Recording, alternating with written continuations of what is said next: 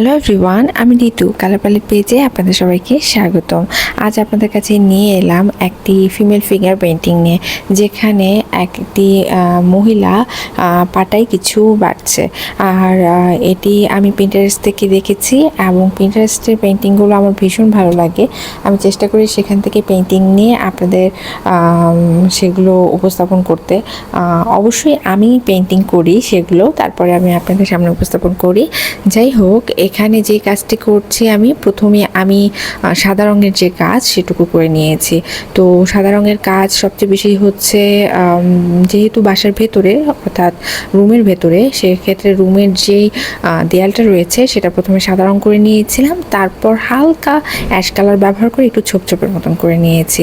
তারপর আমি চলে গিয়েছি আমি ফিগারের দিকে। ফিগারের স্কিন যে কালারটুকু রয়েছে সেটুকু করে নিয়েছি, যেমন মুখ, হাত, পা আর পেটের অল্প একটু অংশ দেখা যাচ্ছিলো, সেটা আমার মিস হয়ে গেছে, সেটা আমি এখন করে নিলাম। তারপরে আমি লাইট অ্যান্ড ডার্ক শেড স্কিনের যে রয়েছে সেটা করে নিলাম। শাড়ির কাজ করে নিয়েছি। এখানে আমি টিয়া কালার একটি শাড়ি ব্যবহার করেছি এবং ডার্ক টিয়া রং ব্যবহার করে লাইট অ্যান্ড ডার্ক শেড থাকে সেটুকু আমি করে নিয়েছি।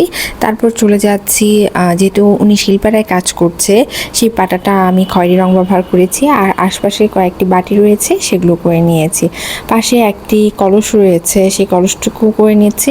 অর্থাৎ আমি এক কালার ব্যবহার করে পুরো কাজটি করে নিয়েছি। এখানে আমি একটু ডার্ক কালার ব্যবহার করেছি। আর উনি যেহেতু ফ্লোরে বসে কাজ করছে, তো একটা পাটির মতন রয়েছে, সেটা আমি একেবারেই পুরো কালার করে নেওয়ার পর সেখানে আমি একটু ডিজাইনের মতন করে নিয়েছি। আর কালো রং ব্যবহার করে ওয়ালের নিচে যে একটা অংশ থাকে, কালো অংশ, সেটুকু করে নিয়েছি। এখন মূলত আমি কালো কাজ করছি।